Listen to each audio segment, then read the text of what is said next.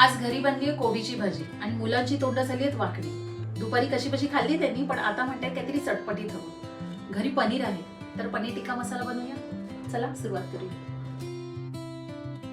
सर्वप्रथम एका भांड्यामध्ये 2 ते 3 चमचे दही घेऊया.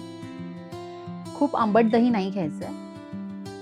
आता यामध्ये टाकूया चिमूटभर हळद, धणे पावडर, लाल तिखट आणि गरम मसाला, तसेच चवीपुरतं मीठ, कसुरी मेथी आणि 1 चमचा तेल. आता हे सगळं मिश्रण आपल्याला व्यवस्थित एकजीव करून घ्यायचंय. नंतर यामध्ये टाकतोय चौकोनी तुकडे केलेला कांदा, तसेच सिमला मिरची. आता यामध्ये आपण पनीरचे तुकडे देखील ॲड करूया आणि हे सगळे व्यवस्थित मिसळून घेऊया. मॅरिनेशन व्यवस्थित झालेलं आहे. आता हे आपल्याला 15 मिनिटांसाठी तसंच ठेवून द्यायचं. 15 मिनिटे झाल्यानंतर आपण एका पॅनमध्ये तेल गरम करून घेऊया. तेल तापल्यानंतर आपण मॅरिनेट केलेले पनीर यामध्ये घालू.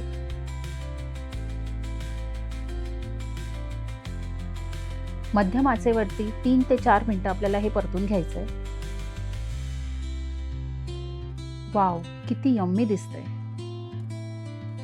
रंग पण अप्रतिम आलाय. व्यवस्थित फ्राय करून झालेलं आहे, म्हणजे आपला टिक्का तयार आहे. तुम्ही हे असं स्टार्टर म्हणून देखील खाऊ शकता, पण आपल्याला करायचं आहे पनीर टिक्का मसाला. ग्रेव्ही स्टार्ट करूया. त्यासाठी पॅनमध्ये तेल गरम करून घेऊया.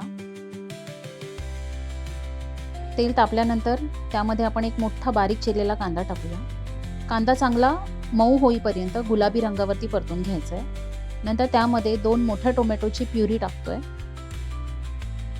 आता हे मिश्रण चांगलं तेल सुटेपर्यंत आपल्याला भाजून घ्यायचं.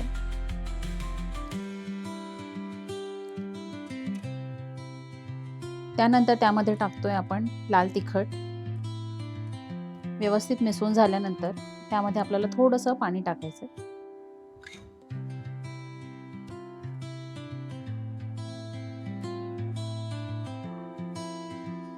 ग्रेव्ही बनलेली आहे. आता आपल्याला हे फ्राय केलेलं पनीर त्यामध्ये टाकायचं.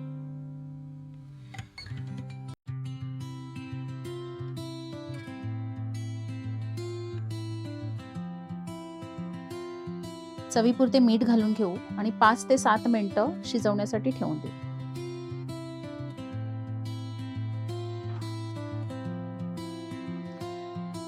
आहा, काय मस्त सुगंध सुटलाय.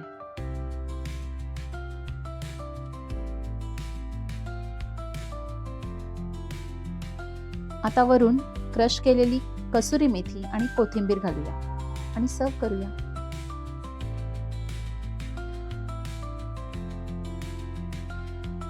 एकदा ही रेसिपी बनवली की मुले रोज याचीच डिमांड करतील.